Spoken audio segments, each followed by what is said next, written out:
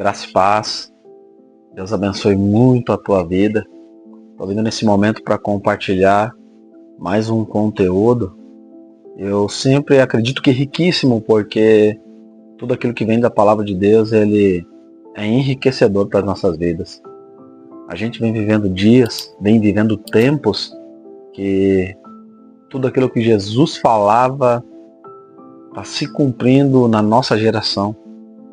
Inclusive uma geração que está precisando muito, não somente ouvir e conhecer a palavra de Deus, mas está precisando muito entender a palavra de Deus, entender o nível de seriedade, entender a realidade dos tempos que a gente vive exatamente na nossa geração, no nosso tempo. E para isso é que a igreja trabalha, e a gente sempre cita a importância da congregação, de fazer parte dos cultos, nos domingos, de fazer parte das células, que são períodos de reuniões, onde a gente se encontra para refletir, para renovar, para reciclar essa palavra de Deus na nossa vida. Isso é extremamente importante, porque isso faz com que a palavra de Deus ela fique viva dentro de nós. E a gente assim consiga entender, consiga assimilar os tempos, e entender a realidade do que está acontecendo dentro de um chamado, porque Deus ele tem um chamado para mim e Deus tem um chamado para a tua vida. E esse chamado certamente, ele segue o propósito do que significa o cristianismo. O cristianismo, ele significa relacionamento. E esse relacionamento que Jesus fala que Deus trabalhou através da vinda de Jesus, isso fala de congregação, das pessoas se reunirem nos templos, se reunirem nas igrejas, para justamente fazer parte dessa reciclagem da palavra de Deus, mantendo assim a palavra viva dentro de nós. Vejam só, a gente está vivendo um tempo muito especial, onde Jesus sinaliza para cada um de nós que o tempo está próximo. Está próximo o período de todos nós que vivemos intensamente a palavra de Deus, ou aceitando Jesus Cristo, ou reconhecendo Ele como Senhor e Salvador. Está chegando o tempo da igreja ver se cumprir aquilo que foi uma promessa de Jesus, onde Jesus disse que Ele subiria ao Pai, mas que um dia Ele ia voltar para buscar a sua igreja. Foi exatamente isso que Jesus falou, a sua igreja. E inclusive, entendendo os tempos, eu separei aqui uma palavra que fala lá no livro de Mateus, capítulo 24, versículo 12. Até a gente vai começar a ler essa palavra um pouco antes, porque ali Jesus ele trazia uma prévia, ele trazia de forma muito resumida para a gente entender os tempos, para a gente entender os ciclos e o tempo que nós estaríamos vivendo dentro do nosso chamado. Eu, com toda segurança, eu afirmo para todos vocês que é tempo de viver uma seriedade muito grande dentro do chamado. Porque uma vida de um cristão, alguém que reconhece Jesus, ela é pautada na lealdade, no compromisso, no relacionamento com Jesus. E Jesus ele nos chama fazendo um convite não somente para a gente se aproximar dele, mas ele sempre faz um convite porque Jesus ele quer usar a nossa vida de alguma forma. Jesus nunca nos chama para que a gente seja salvo e tá tudo legal, e eu não preciso ter mais um compromisso com Deus porque eu já aceitei Ele como Senhor e Salvador da minha vida. Isso é uma grande heresia no entendimento de que Jesus disse que nos escolheu e Ele nos dá um propósito.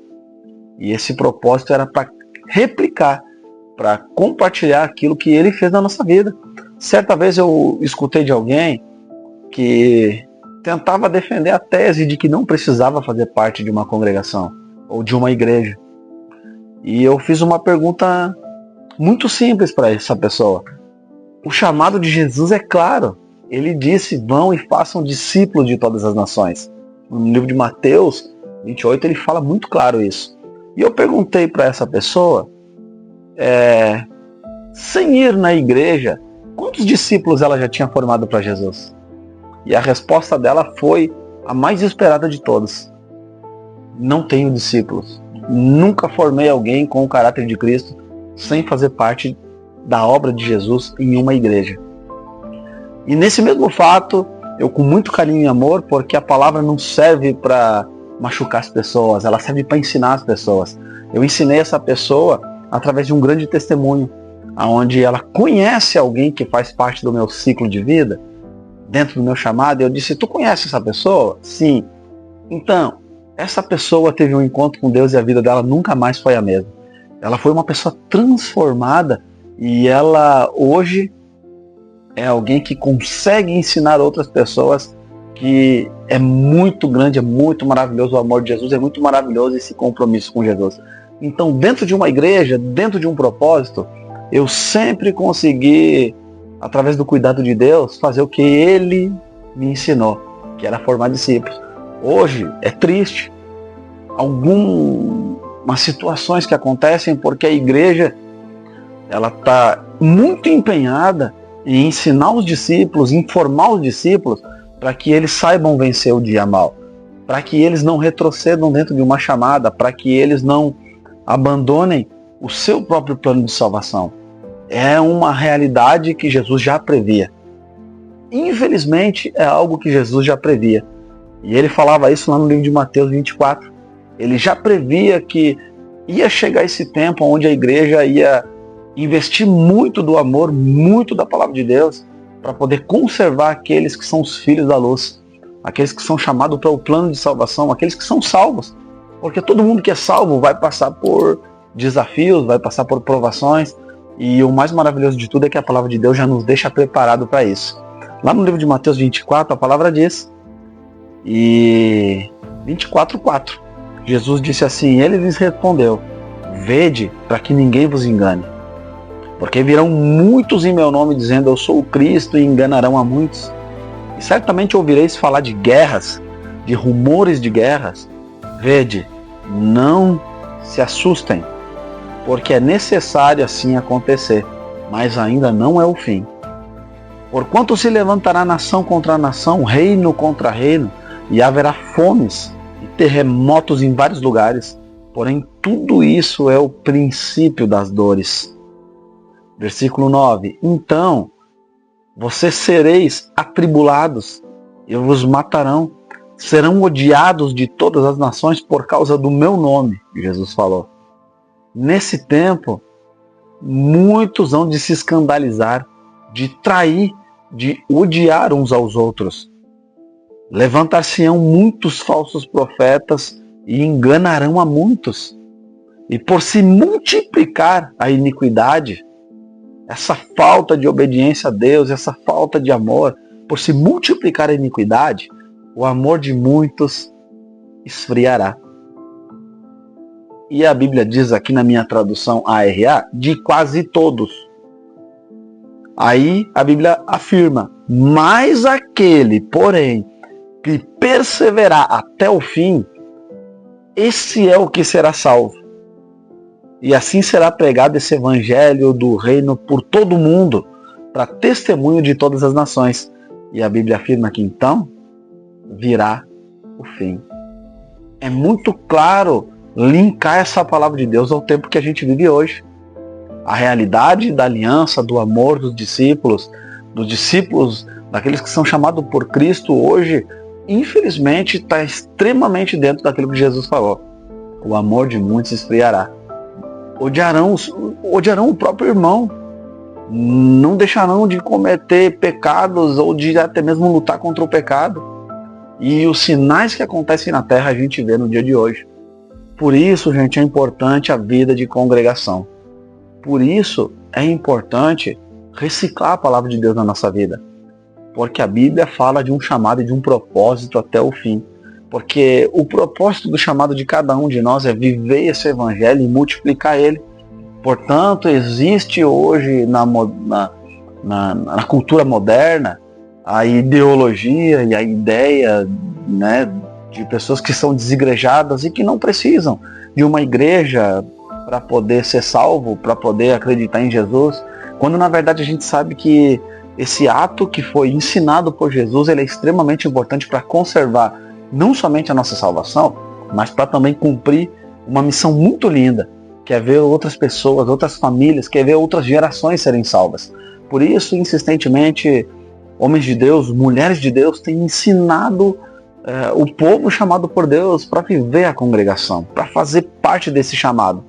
Porque quem não vive dentro desse propósito chamado cristianismo, muitas vezes o plano de salvação, além de poder não ser confirmado, fica muito mais difícil, tornando essas pessoas passíveis de fazer como está nessa palavra. Pessoas que vão praticar iniquidade e que vão ter o seu amor esfriando dentro de si. Amor por Jesus, amor pelo próximo, pelas vidas, amor por uma vida que é salva, por uma família que é transformada, por um drogado que é liberto, por um depressivo que é curado, por um cego que é curado. Enfim, são tantos milagres daquilo que Jesus faz, que nos gera um amor muito grande, que nos gera uma alegria. E inclusive, para finalizar essa palavra, eu quero consolidar aqui a importância da congregação. A importância que Jesus deu no ato de congregar. Porque muitas pessoas desconsideram, infelizmente, isso como um mandamento, mas Jesus deixou bem claro, Jesus deixou bem instruído. E lá no livro de Hebreus 10,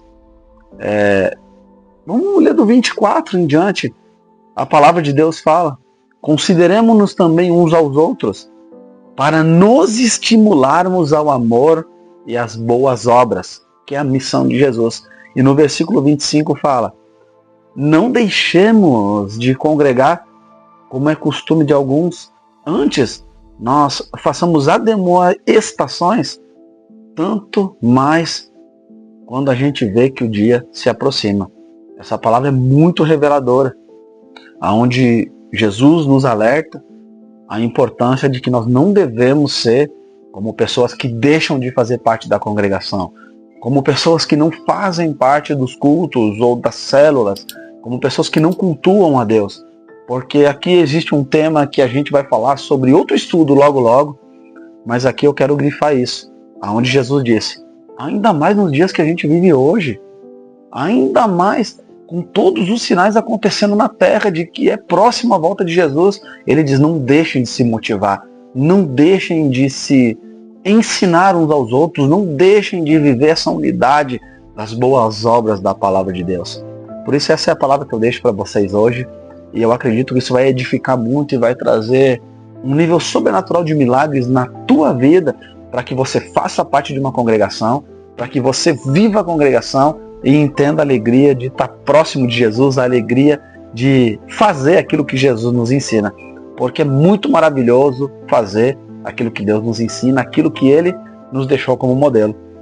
Deus abençoe a tua vida, e eu creio muito no teu chamado, eu creio muito no propósito de Deus para a sua vida, junto comigo ou junto com a igreja local que você faz parte.